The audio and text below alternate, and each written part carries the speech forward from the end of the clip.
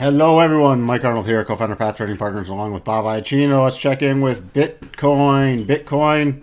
We had our next projection levels higher coming in. Very key level is 88.94, so essentially 8,900. We had a cluster there and a 12.5% GAN projection from the lows back on the 18th to this pausing high on the 19th. We rotated back to the rotation zone, clear rotation back up, then igniting bar just getting above that. Then the next level higher was 9,086. We spiked a few times and then spiked through it, and now pulling back to the rotation zone, pulling back straight to the 8. Let me move this out of the way so everybody can see the levels. Holding right now at the 8. Next key level down, we're going to be watching anywhere from about 86.25 to 8700. We have the rising rotation zone and the 25% pullback. That's the key level we'll be looking for. If that were to drop below that, then we have a major cluster, and that would not be very positive right away. We want to hold this rotation zone, but if we do drop below it, the major cluster area is between 82.37 and 81.70. Huge cluster area in there where we'd be looking for the pullback. Right now, we are getting some divergences, so we may get a bigger pullback. So we need to see a strong rotation move back up, or for it to get back above about this 90.50 level for us to be interested in the higher prices, because we are getting some divergences, which might mean we get at least a pullback to the bottom of the rotation zone. And this is also prior breakout level, so this is resistance over here becoming key support. Let's check in on that daily chart.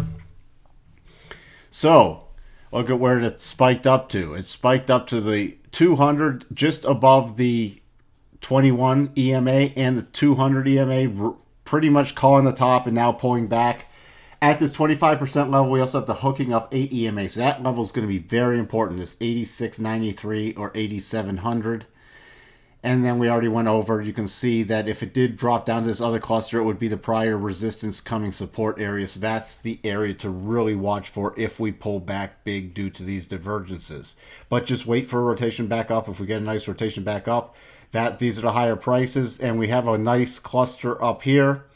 This we have anywhere from 95.67 to 96.61 area, and that'll get fine-tuned as we get some more price action on the 4-hour chart. And then the next major level is the declining 50 EMA coming in 98.12. Now these levels, keep in mind, are areas that if you bought some on this dip, you can keep moving up your stop and trailing your stop. So if we do pull back again and start declining, you've at least locked in some profits. Switching over to Ethereum. Ethereum, nice rally up, holding at the rotation zone, coming back, pushing up through. We did our projections to next key levels higher, 589, and the 50 coming in, forming that nice cluster, rejecting it once, twice, and now pulling back. Not a real strong cross of the rotation zone yet. So Ethereum is not acting like one of the stronger ones. We will update the levels and check in on the daily chart. Let's update our retracement levels also.